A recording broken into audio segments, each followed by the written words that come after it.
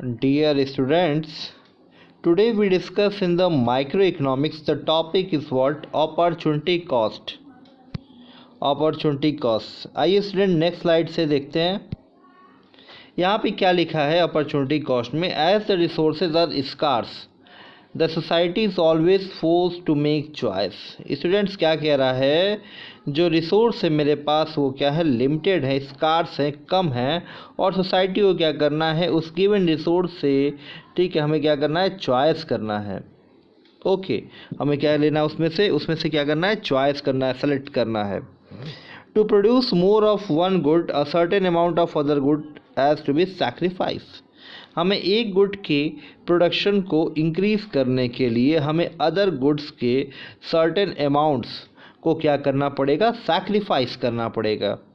Okay, the true cost of using the economic resources in a given project is the loss of the alternate output which might have produce. Students इसमें क्या बोल रहा है, overall इसमें ये बता रहा है कि रिसोर्सेज जो हैं आपके पास वो क्या है, लिमिटेड हैं, ओके, कम है, और जो सोसाइटी को क्या करना है उस लिमिटेड रिसोर्सेज में से हमें क्या करना है, चॉइस करना है। और जो प्रोड्यूस करेंगे, अगर हम एक गुड का प्रोडक्शन को बढ़ाएंगे, गुड ए के प्रोडक्शन को अगर हम स्टूडेंट्स बढ़ाएंगे, तो जाहिर सी बात है जो रिसोर्स है नेचर द्वारा दिया गया है दूसरे गुड्स के प्रोडक्शन को, जो बी वाला है उसको हमें घटाना पड़ेगा। मीन्स व्हाट, इसमें जो ट्रू कॉस्ट है एक रिसोर्सेज या गिवन प्रोजेक्ट को हमें जो इंक्रीज़ करना है, तो और दूसरे प्रोजेक्ट जो दूसरा अल्टरनेटिव आउटपुट है उसको हमें क्या करना है स्टूडेंट्स, कहीं ना कहीं हमें उसे सेक्रीफाइस करना होगा या उसमें लॉस होगा, तभी तो हम दूसरे में गेन करेंगे, मतलब उसका प्रोडक्शन इंक्रीज करेंगे। तो यहाँ पे ये बोल रहा है। ओके, आइए स्टूडेंट्स अब नेक्स्ट स्लाइड पे चलते हैं।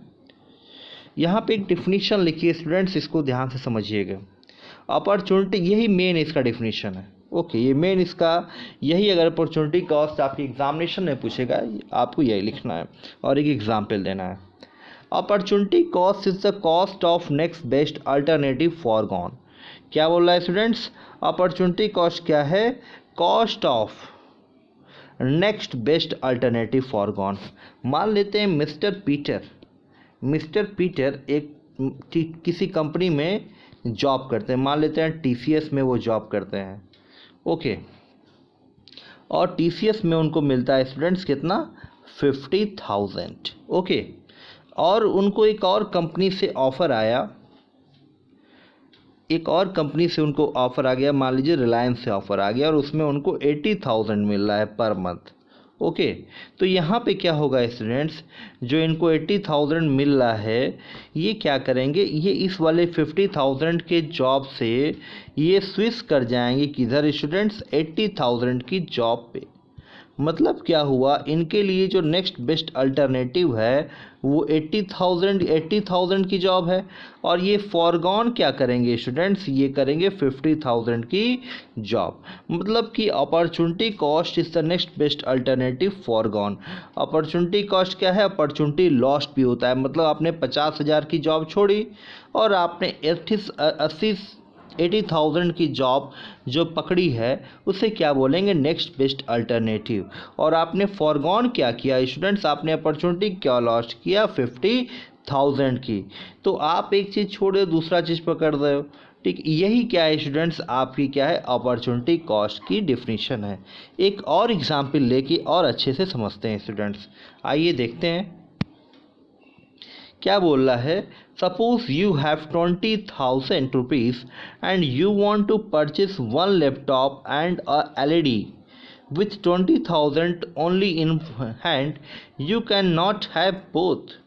क्या बोल रहा है स्टूडेंट, आपके पास अगर 20,000 रुपये है और आपको एक लैपटॉप या एलईडी टीवी परचेस करना है, लेकिन आप 20,000 में केवल एक ही चीज़ ला सकते हो, आप दोनों चीज़ नहीं ला सकते हो। आप सोचो कि लैपटॉप भी ले लें और क्या लेने बताइए स्टूडेंट्स, एलईडी टीवी भी ले लें, तो ये पॉसिबल नहीं है, क्योंकि रिसोर्सेज आपके पास कितना है, केवल आपके पास 20,000 रुपये ही हैं। You can neither buy laptop और LED TV. If you decide to purchase the laptop, the opportunity cost of choosing the laptop is the cost of the foregone satisfaction, that is LED TV।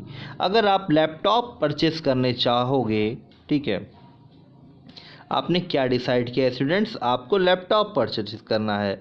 जो opportunity cost है उस laptop को choose करने के लिए वो क्या है? एलईडी टीवी का आपका कहीं ना कहीं कॉस्ट ऑफ फॉरगॉन जो है आपका वो एलईडी टीवी है। ओके, तो मतलब आप एक चीज़ को आप क्या कर रहे हो?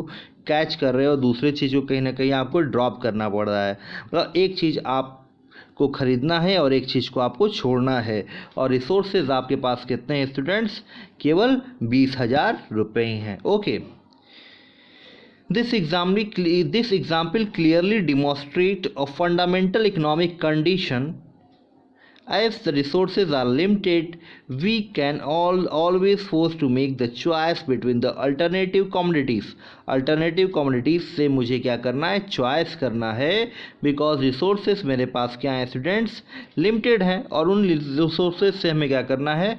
एलईडी टीवी या लैपटॉप परचेस करना है। तो एक को अगर जब मैं पकड़ूंगा तो दूसरे की क्या करेंगे? हमें आपको cost of foregone satisfaction LED TV का देखने को मिलेगा। ओके, आई थिंक ये अब अपॉर्चुनिटी कॉस्ट आपको क्लियर हो गया होगा। अब हम चलते हैं स्टूडेंट नेक्स्ट स्लाइड पे। यहाँ पे हम क्या देखेंगे students? Can PPF be a straight line या PPF be convex to the origin? क्या पीपीएफ स्ट्रेट लाइन देखने को मिलेगा स्टूडेंट्स आपको? क्या आपको यहाँ पे कॉन्वेक्स भी देखने को मिलेगा? इसके पहले हमने पीपीएफ के बारे में बताया था स्टूडेंट्स, जो कि आपको कॉनकेव देखने को मिलता था because of increasing MRT.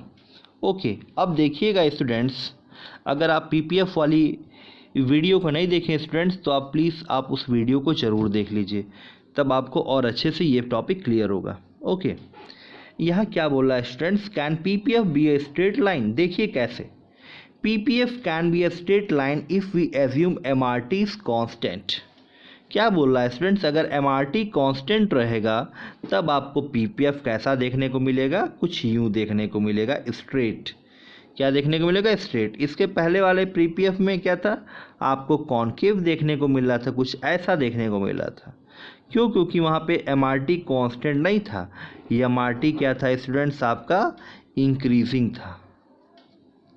Okay, that is same amount of the commodity is sacrifice to gain additional unit of another commodity। क्या बोला? same amount of amount of a commodity is sacrificed to gain additional unit of another commodity. It is possible only when we assume that all the resources are equally efficient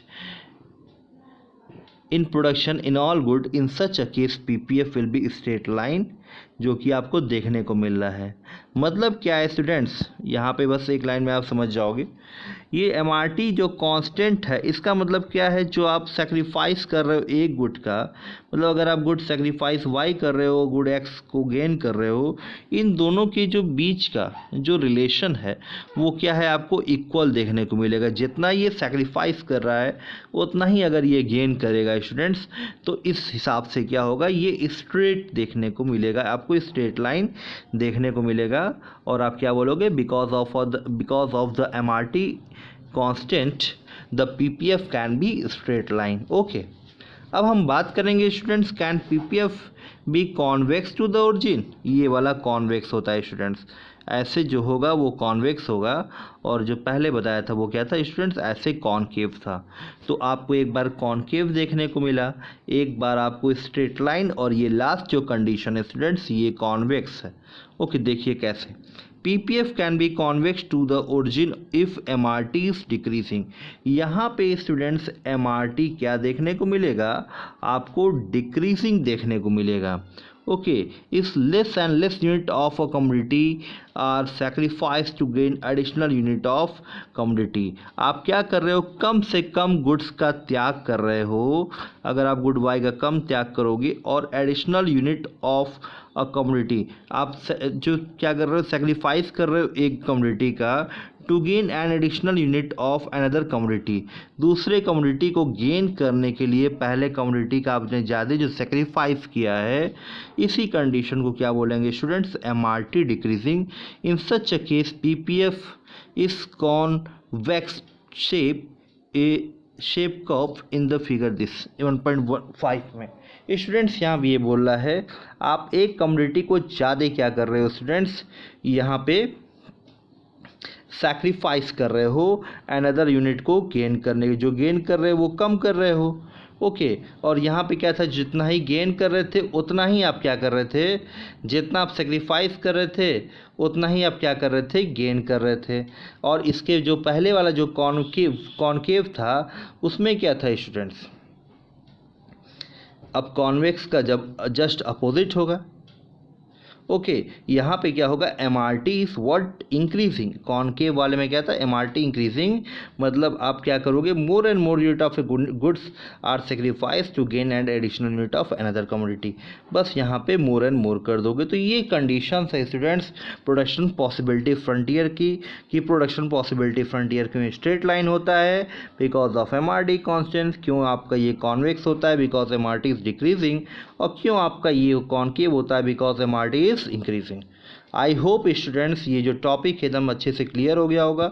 हमने क्या पढ़ा students, आज हमने बात की opportunity cost के बारे में। ओके अपॉर्चुनिटी कॉस्ट का थोड़ा इंट्रोडक्शन जाना, फिर हमने एक डिफिनीशन के बारे में बात किया, फिर एक एग्जाम्पल, दूसरा एग्जाम्पल, और लास्ट में हमने बात किया स्टूडेंट्स स्ट्रेट लाइन और कॉन्वेक्स लाइन ऑफ PPF के बारे में। Thank you students.